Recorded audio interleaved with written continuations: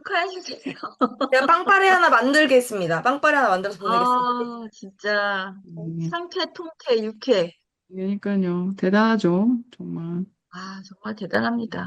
네, 우리나라 아니, 근데 뮤지컬 그날 라이브 하셨잖아요. 제가 맞습니다. 들어갔다가 그걸 보질 못하고 도로 나와야 되는 상황이었어가지고 너무 그게 네. 궁금했습니다. 우리 저기 LP님 거의 끝에 들어오셔가지고 막 텍스트 남기셨는데 너무 행복했어요. 정말 너무 왜냐면 사실 제 입장에서는 그냥 예상을 하고 있었거든요. 받을 거란 예상을. 뭐 적게 받으면 진짜 보수적으로 잡으면 3개, 많이 받으면 5개. 그래서 더 말하고 싶었지만 더 말하는 게 왠지 되게 내가 무슨 뭐 돌팔이가 되는 것 같아가지고 말을 못 하겠는 거예요. 근데 3개도 되게 보수적으로 잡았는데 왠지 저는 제가 3개 얘기하면서 작품상, 극본상, 연출상 이거는 따놓은 당상이다. 저는 이렇게 생각했거든요. 당연히 받을 거다 이 3개는. 그리고 더 받으면 음악상, 스코어하고 그다음에 나무주연상 여기까지 갈 거다. 라고 생각했어요. 음, 무대 디자인까지 받다니, 이럴 수가.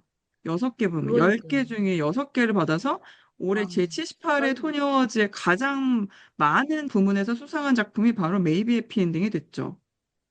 믿을 수 아, 없습니다. 진짜. 진짜 정말 기쁠 일이 너무 별로 자랑스럽습니다. 없는데 너무너무 기분도 좋고 덕분에. 정말 대단하다고 생각해요. 진짜로. 근데 아니, 그 토니상 이외에도 상을 너무 많이 받았잖아요. 그 너무 드라마 많이 데스크 받았죠. 상인가? 그래서 드라마 그거 작품상, 대본, 작곡, 작사, 연출, 무대, 이렇게 탄 거로 알고 있고, 그, 더 뮤지컬 기사에서 봤는데, LGBTQ 엔터테인먼트 비평가 협회? 뭐 이런 것도 있더라고요. 거기서도 정말 상을 받고, 예. 드라, 뭐, 드라마 예, 비평가 협회에서도 받고, 외부 비평가 협회에서도 받고, 드라마 리그에서도 받고. 맞아요. 저희 요즘은 이렇게 무슨 축제라도 해야 되는 거 아닙니까? 네, 정말 많이 받았어요. 대단하다고 정말 너무 생각해요, 진짜. 자랑스럽습니다. 음, 네. 근데 이제, 어, 너무너무 자랑스럽고 말로 다 할 수 없어요. 이게 한국 뮤지컬에 어떤 이런 일이 벌어지는가, 진짜. 우리나라 역사에서 진짜 2025년은 한 획을 긋는 그런, 한 해가 됐다, 이미. 예, 그런 생각이 듭니다. 정말 자랑스럽고. 우리 박천유 작가는 이제 앞으로, 연락을 못 할 것 같아요. 우리 박천유 만나기 어렵지. 작가님한테 이제 넘사가 돼버리셔가지고 어떡합니까 이건 정말 자랑스러우면서도 뭔가 친구를 잃은 듯한 그런 느낌도 있어요 저한테는. 네, 근데 맞습니다. 너무 그래서 우리가 앞으로 한국 뮤지컬이 이 기세를 어떻게 또 잘 이어나갈 것인가 라는 네. 질문을 굉장히 이제 아주 진지하게 해야 될 때가 왔다고 저는 생각하거든요. 전방위적으로 그냥 좋아만 하고 있을 때는 아니다.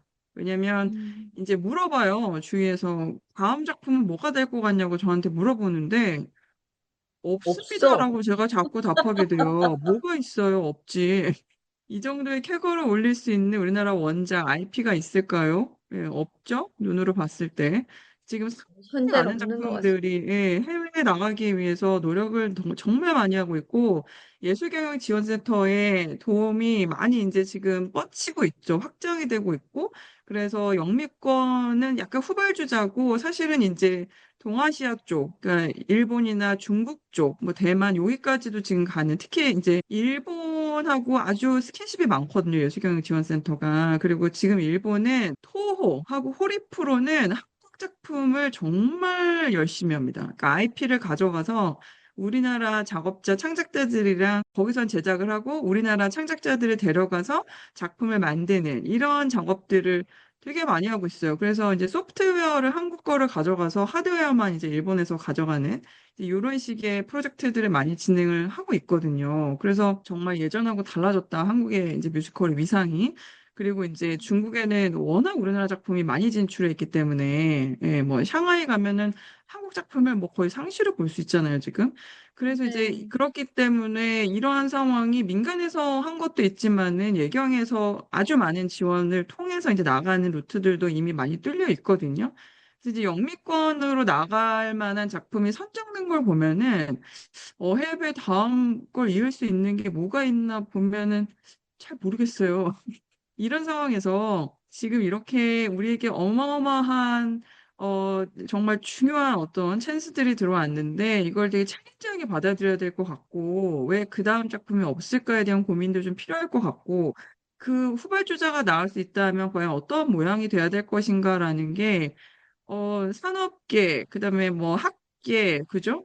예, 이런 데 다 모여가지고 창작진들 다 정말 모여서 제대로 된 어떤 이야기를 나눠야 된다라는 생각이 정말 많이 듭니다. 이거 그냥 이 물결을 지나치면 안 되는 것 같아요. 근데 오늘은 이제 그래서 제 생각에는 앞으로 향후에 이 이제 기세를 어떻게 이어가면서 한국 뮤지컬의 위상을 끈을 놓지 않고 이어갈 것인가, 이 부분에 대해서 좀 이야기하는 시간을 가지면 좋을 것 같습니다. 네. 그 실제로 어쩌면 해피엔딩이 메이비 해피엔딩으로 될 수 있었던 가장 큰 이유는 제프리 리처드잖아요. 리드 프로듀서 그렇죠. 네. 제프리 리처드가 이 작품이 2016년에 뉴욕에서 워크숍으로 리딩 피닉스. 공연이 될 때 그때 이분이 이거를 내가 제작해야지라고 나서지 않았다면 오늘의 이런 일은 없습니다. 절대로 없어요. 맞습니다. 그리고 이제 뭐 우리는 다 아는 얘기지만은 이게 뮤지컬은 영화와 드라마하고 달라서 이게 완제품을 내보는 형태가 아니라 IP, 그러니까 작가와 작곡가, 특히 이제 작가만 한국 사람인데, 이 한국 작가가 갖고 있는 IP를 해외에 수출한 거죠, 사실은. 완제품을 수출한 게 아니라. 그렇기 때문에 제프리 리처즈의 프로듀싱으로 완전히 새로 탄생된 작품이다라고 보는 게 더 명확합니다. 그죠? 왜냐면은 대본도 수정이 꽤 됐어요. 꽤 됐고요. 그리고, 음악도, 넘버도 빠지고 들어간 게 꽤 됩니다. 그렇죠. 그리고, 예, 연출은 완전히 달라졌거든요. 그 무대 디자인과 연출이 두 사람이 이제 완전 제인 레프리하고 두 사람이 마이클 하든은 거의 마이클 뭐, 아드나고. 네, 마이클 하든하고 이제 데이는 엄청나게 고등학교 때부터 친구고요. 둘이 그 예술적 비전을 공유하는 사이이거든요. 그러니까 말하자면 우리나라 윌 휴 같은 존재예요. 그 둘이. 무대 그렇죠. 디자이너하고 그 마이클 하든은 윌 휴의 미국 버전이라고 보면 됩니다. 연출가 무대 디자이너로서. 그래서 둘이 사실 마이클 하든은 잠깐 우리가 이전에도 말씀드린 것처럼 원래 배우였고, 그리고 이분이 굉장히 미적 감각이 뛰어나요. 그래서 본인이 안무도 하고 무대도 이렇게 그림을 그릴 수 있을 정도로 그런 비주얼한 어떤 비전을 갖고 있고, 반대로 그 무대 디자이너 데이는 되게 연출가적 마인드가 있어요. 그러니까 둘이 이런 그 영역을 넘나들면서 아주 협업을 아주 잘하고 있는 거죠. 그 진짜 윌이랑 똑같은 거예요. 네, 윌휴랑 음, 똑같습니다. 그래서 이러한 협업 체제 내에서 구축이 이미 되어 있는 예술적 비전이 이 작품에 뚝 떨어진 거죠. 그래서 음. 한국의 그 완전히 어떤 연출과 무대 디자인하고는 너무나 다른 스타일의 연출하고 무대 디자인이 나왔고, 사실 이게 이 작품을 브로드웨이에서 소규모의 작품이지만 엄청나다라는 인상을 갖게 만든 저는 1등 공신이라고 생각하거든요. 그럼 이거는 맞습니다. 우리나라 작품이랑은 다른 거예요. 같은 게 아니라 다르죠. 다른 거다. 예, 다른 건데, 여기서 한국의 작품을 우리가 인정할 수 있는 건 뭐냐면, 이제 대본의 아이디어. 그리고 전체적인 이야기는 틀은 똑같으니까. 그리고 어떤 음, 이야기를 하려고 하는지 박천유라는 사람이 실제로 본인이 수정을 했기 때문에 박천유의 아이디어에 의한 수정이다라는 게 너무 중요한 거예요. 남이 한 게 아니라. 그래서 이제 음, 이렇게 생각해 보면 그러면은 결정적인 이유가 뭐냐라고 물어봤을 때는 결국은 바이링걸. 그렇죠. 그러니까 양국의 언어를 넘나들면서 본인이 소통하고 프로덕션 내에서 연출과 디자이너들과 실제 소통하고 그리고 자기가 이미 구축되어 있는 작곡가 윌 에런슨과는 뭐 정말 이제는 대본도 같이 쓰고 가사도 같이 쓰는 그런 크레딧으로 만들어놨기 때문에 그런 협업 체계 내에서 이미 두 사람 사이에서는 엄청나게 통합적인 작업이 진행되고 있었고 이런 음, 상황에서 연출과 디자인 단위까지 결국 통합이 됐기 때문에 이거는 바이링걸이었기 때문에 가능한 일이다.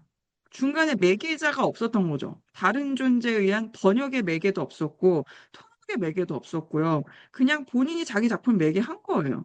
저는 이게 음. 굉장히 중요한 포인트라고 생각하거든요. 그래서 아주 유연하게 작업이 일어날 수 있었고, 그래서 이제 이런 일을 할 수 있는 또 제3의 인물이 누구냐라고 질문을 하면 과연 누구일까? 라고 이제 질문을 할 수 있는 거죠. 작품의 퀄리티를 보장하면서 자기 작품을 스스로 매개할 수 있는 사람. 그리고 이제 저는 사실 이제 어쩌면 해피엔딩도 상당히 중요한 부분을 윌 에런슨의 음악이 가져간다고 생각하거든요. 네, 그래서 이 윌 에런슨이 미국인이 아니었다면 그 미국인이 갖고 있는 맞아요. 감성, 그죠? 예, 이 작품에 그리고 윌 에런슨 전 약간 천재 같거든요. 항상 느끼지만 거의 천재예요. 이번에 재즈 넘버를 이렇게 그 엑스트라로 넣은 걸 보면은 진짜 너무 좋고요. 50년대 이후 완전 고급스러움의 극치죠. 그리고 약간 이게 그냥 재즈 스탠더드예요, 딱. 미국인들이 느끼기에는 자신들이 너무나 잘 알고 있는 50년대 이후, 그러니까 2차 세계대전 이후에 나온 재즈 스탠더드 그냥 그 자체. 그 너무 미국적인 사운드인 거야, 이게. 그리고 거기에서 이질감이 하나도 없는 거죠. 저는 이 전략이 아주 유효했다고 보거든요. 그래서 이 미국적인 사운드를 그것도 데즈 듀런이라는 백인이 무대의 물질성, 그러니까 백인의 소리로 만드는 거의 프랭크 시나트라 같은 거의 비슷한 소리를 내는데 그런 아주 오센틱한 소리를 내면서 재즈 스탠더드 그 자체를 들리는 넘버들이 들어가 있으니까 이게 미국 사람들한테는 너무 익숙한 거예요. 익숙하고 너무 재밌는 거죠. 너무 리얼하게 들리니까 그 사운드 자체가. 이런 게 윌 에런슨이 없었다면 과연 가능했을까? 이런 판단이 드는 겁니다. 그래서 이제 이 둘의 협업이 미국에 진출하기 아주 적당한 협업이었고, 윌 에런슨 자체의 역량도 너무나 뛰어났고, 이러한 전략이 아주 주요했고, 그래서 이런 작업을 해낼 수 있는 제3의 인물이 과연 있을까? 그런 어떤 콤비가 있을까? 우리나라에 그런 고민을 하게 되는 거죠.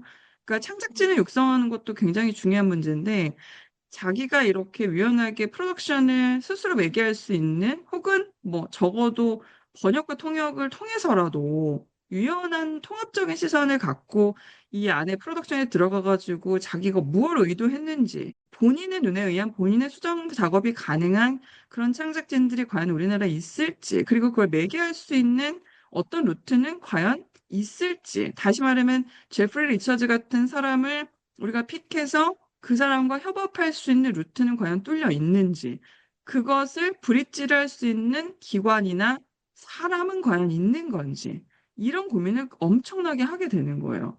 어쩌면 해피엔딩은 사실은 그런 면에서 굉장히 아주 프로세스 자체는 어려웠지만, 어떻게 보면 굉장히 럭키한 케이스인 거죠. 우리 입장에서는. 어려운 것들을 다 뚫고, 그러니까 탁탁탁탁 파이프라인이 굉장히 잘 이렇게 뚫린 상태로 진행이 됐기 때문에 이거는 지금 우리나라 상황으로 보면은 굉장히 제2, 제3은 쉽지 않을 것 같다. 물론 다른 형태로 또 가면은 너무 좋겠지만 어려울 것 같다는 판단이 자꾸 드는 겁니다. 그래서 이것을 육성해야 된다. 이걸 육성해야 된다라는 생각이 굉장히 많이 들어요. 창작진 육성뿐만 아니라 이것을 그러니까 매개할 수 있는 존재. 이것을 육성해야 된다. 이게 너무 중요한 거예요. 늘 하는 이야기이지만 지금 이제 너무 중요한 핵심들을 짚어주셔서 저도 이렇게 돌아보게 되는 그런 시간인 것 같은데요. 한국에서 이제 주로 진출을 했을 경우에 저희가 뭐 기관이나 혹은 개인적으로 해외에 진출을 해서 거기서 이제 그 현지에 있는 특히 이제 브로드웨이에서 활동하는 뭐 지금 제작진이라든가 아니면은 스태프들하고 협업하는 그 과정에서 저희가 삐걱거리는 경우가 굉장히 우선은 많기 때문에 그 부분에 대해서 지금 우리 레베카님께서 굉장히 아주 세세하게 어떤 부분이 필요하다라고 말씀을 해주신 것 같고요. 저 같은 경우에는 이제 그 후발주자 뭐 이런 것을 당연히 저도 생각을 했습니다마는 이게 그냥 제 개인적인 생각일 수도 있는데 보통 작품을 초창기에 이제 윌휴 이 커플처럼 그 자신들의 맞는 멤버가 만나서 창작의 의욕을 스스로 불러일으키는 것. 저 그게 매우 중요하다고 생각하거든요. 이 기관에서 그런 걸 독려한다고 될 것도 아니고 사실은 그러한 자유로운 어떤 그 생태계를 우리가 조성해 주는 것이 저는 우리 어떤 기성 뮤지컬인들이나 혹은 이런 한국 뮤지컬 시장 안에서 해야 되는 방향성이 아닐까라는 생각이 들고, 저는 그 안에서 많은 그 사람들이 정말 도전해 볼 수 있는 그런 쉬운 어떤 그런 통로를 좀 열어주는 거. 이게 사실은 그래서 실패해도 괜찮고 또 다시 해볼 수 있는 어떤 여건도 제시를 해주고 이런 과정에서 저는 이런 천재들이 나오지 않을까.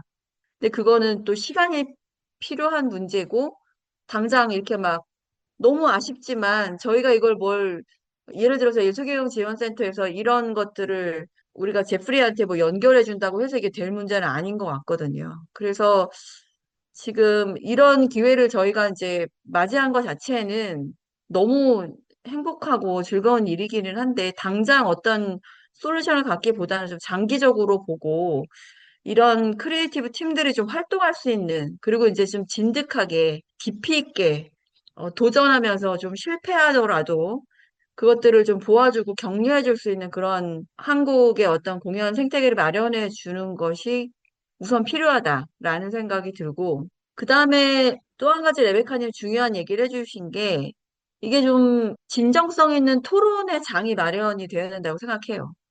그동안에 우리 마르키리도 얘기했고 해외에 나갔던 작품들도 제가 리뷰를 많이 했습니다마는 사실은 그 안에서 너무 불보듯 뻔한 문제들을 놓고도 그것들을 개선하지 않고 그냥 덮고 가고 이런 부분들이 사실은 어떤 발전에 저해가 되는 요소들이 많이 누적이 돼 있다고 보거든요. 이제 외형적인 어떤 결과보다도 정말 실질적인 결과를 얻기 위한 행보들, 그것들을 우리가 조금 마련해주고, 그것들이 갈 수 있도록 저희가 더 많이 이야기를 나누고, 이렇게 시스템에 관한 부분들, 혹은 이런 창작실에 관한 부분들, 이런 것들을 조금 힘을 모아서 최대한 개선할 수 있는 부분들을 좀 해야 되지 않나라는 그런 생각도 듭니다. 그리고 진짜 여기 들으시는 분들 중에 작가, 작곡가 뭐 이런 분들 계시다고 하면 이제는 정말 우리가 정말 글로벌리즘한 생각을 좀 갖고 외국인 창작자 분들하고도 많이 협업을 좀 하고 이렇게 언어에 대한 어떤 소통이나 글로벌 시각을 가진 작품성에 대한 어떤 도전 이런 것들도 좀 독려를 해서 수준을 좀 끌어올리는 이런 것들도 우리 이제 레베카님을 비롯한 많은 좀 개안하신 분들께서 좀 견인하시고 이끌어 주셔야 되지 않나 그런 생각이 들었습니다. 어쨌든 네, 크리에이티브 팀이 굉장히 중요한데 이게 맞아요. 안 된다. 이게 자의적으로 하는 거는 안 된다. 그래서 시간이 필요하고 노력이 필요하고 공을 들여야 된다. 이런 생각이 들었습니다.